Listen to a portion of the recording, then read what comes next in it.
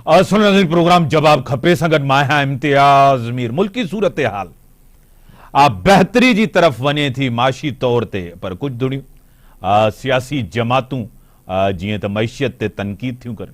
शाहिद खाकान अब्बासी साहब वज़ीर आज़म रही चुका आहिनि ऐं उन जी तनकीद बजट जे हवाले सां ऐं जीअं त वज़ीर आज़म बि इन खां पहिरियों चई चुका आहिनि त मुश्किल फ़ैसिला करणा पिया आहिनि ऐं असां IMF सां मिली करे बजट ठाही आहे ऐं पाकिस्तान पीपल्स पार्टी उन बजट खे सपोर्ट कयो अवाम जे मुफ़ाद में, मुल्क जे मुफ़ाद में, रियासत जे मुफ़ाद में।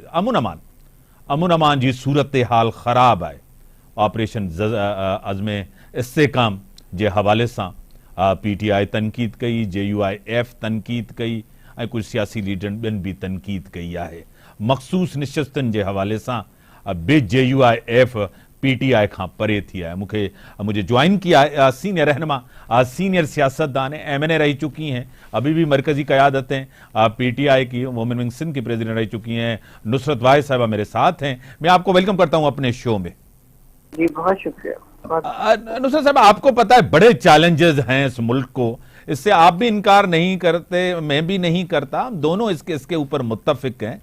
लेकिन नेशनल लीडरशिप जिस तरह नेशनल इंटरेस्ट में मैशियत के ऊपर तनकीद, मैशियत के ऊपर सियासत, एक ऑपरेशन होना चाहिए और जो आपको पता है वजीर दिफा ने भी कहा कि ये हुकूमत की जरूरत है, फौज की जरूरत नहीं है, क्या कहेंगे?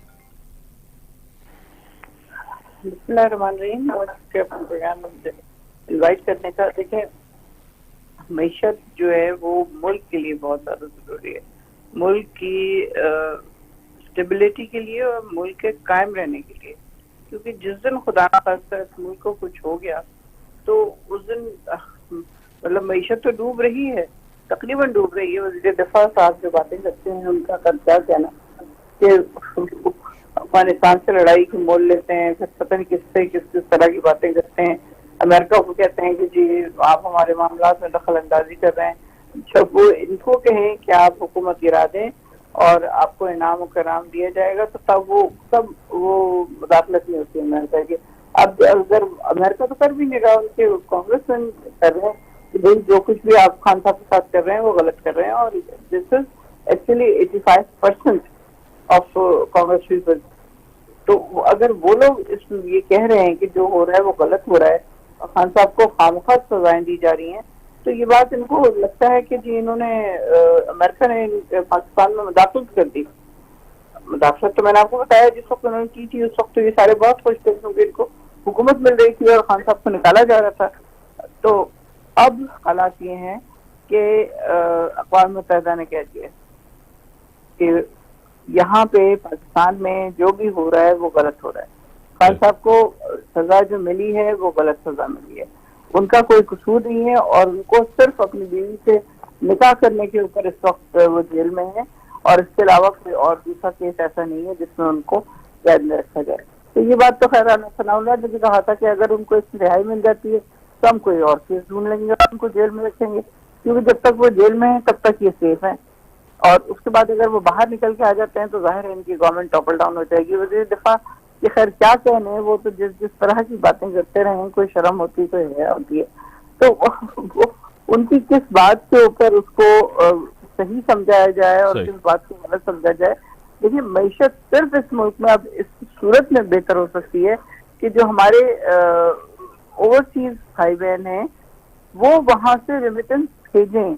आपको पता है कि हमारी रेमिटेंस कितनी कम होगी, क्योंकि अब लोगों को यकीन नहीं है कि जो वो पैसा भेजेंगे वो मुल्क में किसी काम आ रहा होगा। उनको पक्की तरह पता है कि जो पैसा आएगा बाहर से, जैसे IMF देगी, तो ये लोग उसी अगले लम्हे ही उसको खर्च करना शुरू हो जाएंगे, ब्यूरोक्रेट्स को देंगे, अपने सियासतदानों को देंगे, उनको बड़ी बड़ी गाड़ियां दिला के देंगे, फिर अब जो बाकी पैसे बच जाएंगे वो बाहर भेज देंगे। तो पाकिस्तान के गरीबों के लिए तो वो पैसा नहीं आता। अभी इससे पहले भी यही हुआ है, IMF की जो किस्त मिली है वो किस तरह इस्तेमाल हुई है कि 1 अरब रुपया, कोई सोच सकता है भाई कि 1 अरब रुपया कितना होता है? उफ फिर खुदा। तो ये लोग इस तरह बांटते हैं जिस तरह कहते हैं ना पता नहीं किसका माल, कि बस आ गया उसको जल्दी जल्दी जाया करो। तो वोट मिल गए क्या इनको? बिल्कुल नहीं मिले।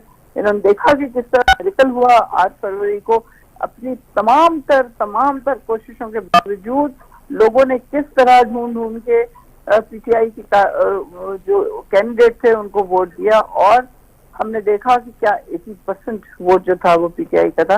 फिर बाद में 47 इजाद हो गया और लोगों को वोट मिल गई, सीटें मिल गई। नुसरत भाई साहब, क्योंकि आप चीजों को मानती हैं, तनकीद करती हैं, खुल के बात करती हैं, आपसे एक शो करने का मजा भी आता है। आपने कहा कि